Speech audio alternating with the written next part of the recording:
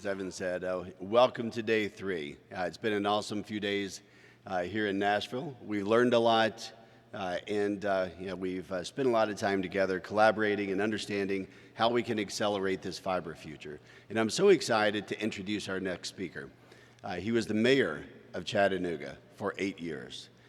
He was the leader, the creator, the visionary behind the first gig city in the country, where they provided gigabit Ethernet to all the households and businesses in that city.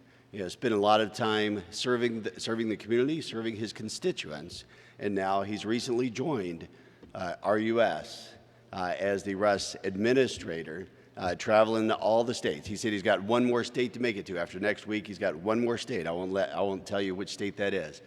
But please welcome to the stage Andy Berke. I rubbed my eyes and saw the prettiest thing, the Chattanooga city limit sign. He slowed down and I said, "Mister, please." Well, good morning. Great to be with you all today. It's fantastic to be in Music City. I'm coming here even though the conference isn't in Chattanooga. I deigned to do this.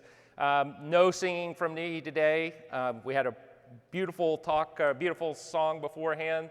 And you don't need to hear anything from me. I'm here and excited. I think this is maybe the 3rd year in a row that I've been able to come to this conference and chat because this is an exciting moment for us in the fiber world. And this is a place where I've been around for a long time. And last night, as I was starting to think about what I wanted to say today, I was thinking about being in a car.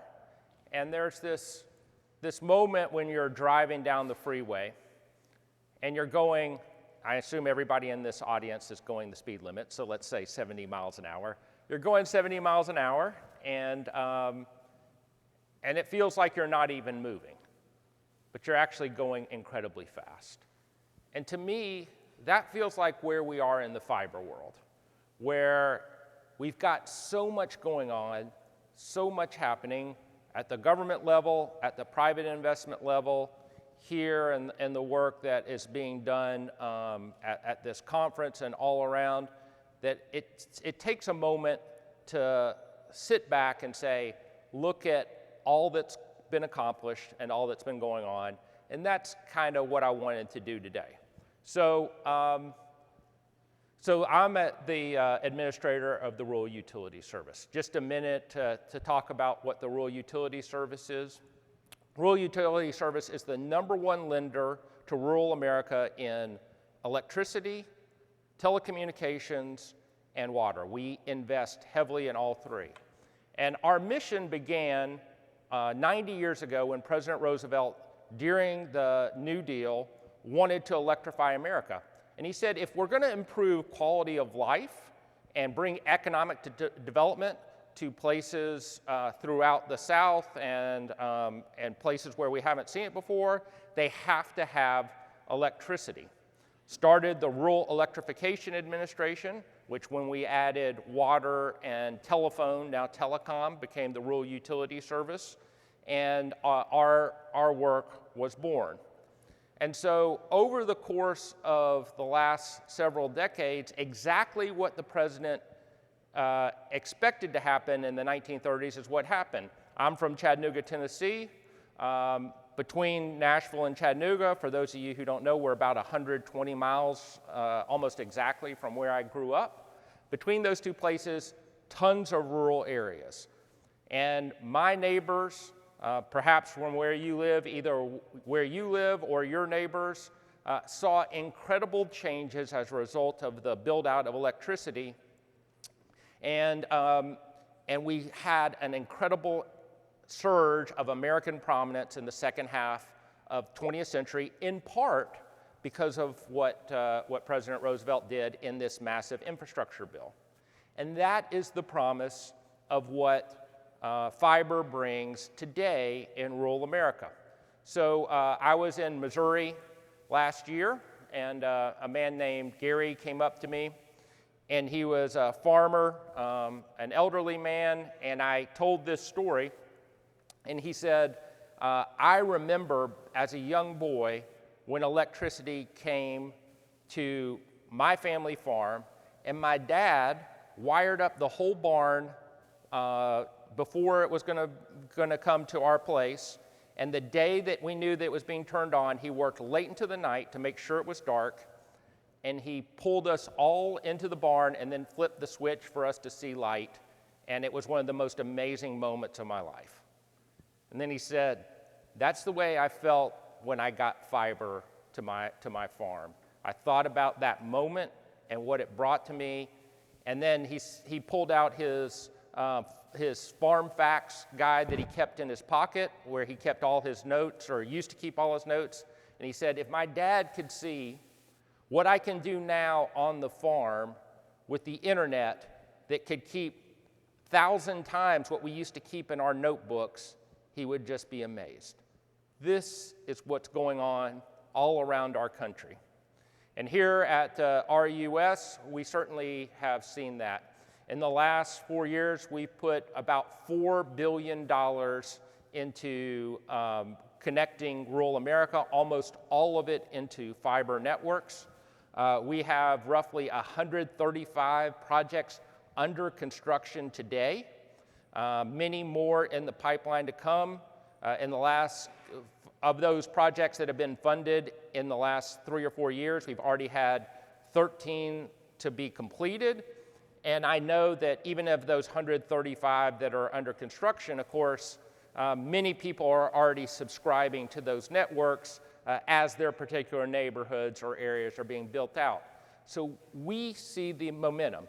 A big piece of this, of course, is because of the president and this administration's promise to do something about fiber networks. I have been in this world for a long time. As the mayor of Chattanooga, of course, we were the first gig city. We were the place that built out fiber everywhere, and I ran around the country almost all the last decade saying, this is a utility, this is something that everybody needs, and people would give me a blank stare kind of everywhere. Then COVID happened, and then the Biden-Harris administration came in, and instead of political figures, elected officials saying, we need more fiber, we need more internet, we need to do some additional things, instead, President Biden said, every American will have access to affordable, reliable, high-speed internet.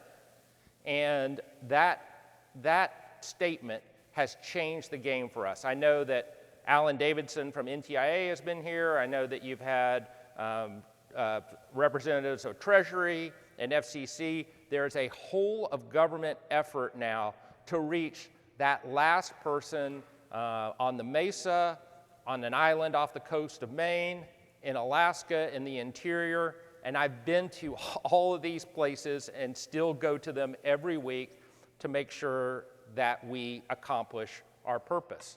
And that change has been monumental. It resulted in the bipartisan infrastructure law, which put $65 billion into high-speed internet. $65 billion towards accomplishing that purpose. And that $3.94 billion that we've put in and that we see projects going all the time now, it's highly a result of that bipartisan infrastructure law funding that just provided immense resources. As you start to see BEAD come out, we know that process goes through the states. It's a little different, but we continue to do our work every single day. Every single penny of our bipartisan infrastructure law dollars have been given out in the form of a grant or loan, every single one of them. And now we have round 5 of Reconnect that has at least $700 million, and more funding might be added to that, where over the next couple months, and certainly by the end of the year, you'll see us give out every single one of those dollars as well. On top of that, we have a new Community Connect round where announcements will start coming out in the next few weeks. And so this work that we're seeing is having a real impact. I was in New Mexico 2 weeks ago and to celebrate the completion of one of our projects. And I was in Truth or Consequences, New Mexico, drove around, and then Elephant Butte, drove up into the Black Range Mountains. And as I finished the ceremony, I went back into the Black Range Mountains, which was about an hour and a half. I had some friends in Albuquerque. They didn't even know where the Black Range Mountains were in New Mexico. As I got back there, I met with a woman named Catherine Wanick, and Catherine owned a lodge back there in the Black Range Mountains, and it was for people who wanted to get away. And she'd owned it for a few decades. And I asked her what her internet speeds had been before that moment, and she said that in general for her 21-room lodge that she would get about 7 meg for her place. And her two biggest accounts of the year was she had a banjo festival, and she had a group of Germans who did immersion study in U.S. and came to her place to rent all the places and to do that language study. And so I asked her, as a result of our project, she had just gotten her internet a few weeks earlier because she was the end of the line. And I asked her what her speeds were now, and she said somewhere in the 150 range on a daily basis. And now she was trying to think about how she was going to use live streaming for her banjo festival, what she was going to do to increase the opportunities for her business because of more people wanting to come. They wanted to get away, of course, but they also knew that they needed to have some connection to work and everything else. And then there was this opportunity to do cultural events. That is the way that I see our funding changing rural America every single day. And it happens across the country. I don't need to preach to the choir, but just for a minute. In America today, when I fly around, talk to people, it's just assumed that if you're going to work, you need high-speed internet. If you're going to try to go to the doctor, of course you need high-speed internet. And for people who are studying, either as adults or as kids, they use the internet for everything. But it isn't just that. If you want to learn how to be a great guitarist, like the individual that we saw up here earlier, in rural America, you're going to take those lessons or get that information online. If you want to watch TV in 2024, much of that TV takes place online, and to enjoy that as a family to sit around, you have to do that. If you want to get a recipe and cook yourself with your partner, with your family, by yourself, you're going to get that online. So this quality of life piece in rural America is so important. And my agency, the Rural Utility Service, sits within the Department of Agriculture, and so we think a lot about farms and the way that farms have struggled over the course of the last several years. One way Secretary Vilsack always says that we can bring that back is by making sure that there's more streams of income on the farm. How do you do that? Well, the family can stay on that farm and work it. Oftentimes, if there's a spouse who is working a job across the country in another part of the world because they have a high-speed internet connection that allows them to do that and still live and work on the family farm. We can do that because they are able to keep down their costs by participating in auctions or raise their revenue by selling goods online. All these pieces are essential for rural America. And this is certainly something that I saw firsthand in Chattanooga. As I said earlier, when we built out our fiber network, it was an immense change. We had one of the highest wage growths in the country. We saw amazing amounts of startups and new businesses changing the culture of our city, beginning the first innovation district in a mid-sized location in the U.S. In 2020, Forbes said we'd be the #1 place for new jobs in America. 2020 didn't quite turn out that way, but that's a whole different story and a different talk. This is the way that we build opportunity for people in this environment. And the Biden-Harris administration knows that. That's why they've been putting funding into these pieces. And it's not just the infrastructure, of course. The fiber is a tool that allows people to do so much more. In Chattanooga, we were the first place in the country to do free high-speed internet for every family with a child on free or reduced lunch. And I saw how that gave new hope and opportunity for families all across the country. The work that Evan does, who was up here earlier, Evan works at EPB. Chattanooga's fiber was done through EPB, a municipal utility that the city, it's an authority of the city. This piece is how we see these communities grow, and I think in the long run, we'll have new ideas, new opportunities, new businesses that are started by different people throughout our city and different neighborhoods because that free high-speed internet for every family with a child on free or reduced lunch. Similarly, in the bipartisan infrastructure law, for the first time ever, you saw that $2.45 billion going towards digital equity. Again, understanding that the internet is a tool, and when we build out this fiber, we got to make sure that people can afford to use it, can have the skills to use it, and also they own the devices that they need for these pieces. So all that is critical for us going forward. And there is so much opportunity here to move on. So what I want to make sure that people understand today is we're in that car. It's going 70 miles an hour or whatever speed you usually drive at. And the work that you're doing is incredible. And we can't be, I know that there are moments where it feels like there's a car in front of you and it's hard to pass. You want to go faster, and it's tough to do so. I know as I go around the country and talk to people about the government investment pieces people are always asking me, why can't you move faster? Why can't we do these pieces faster? And certainly because environmental review is a big piece of what we do. Oftentimes that is a challenging process.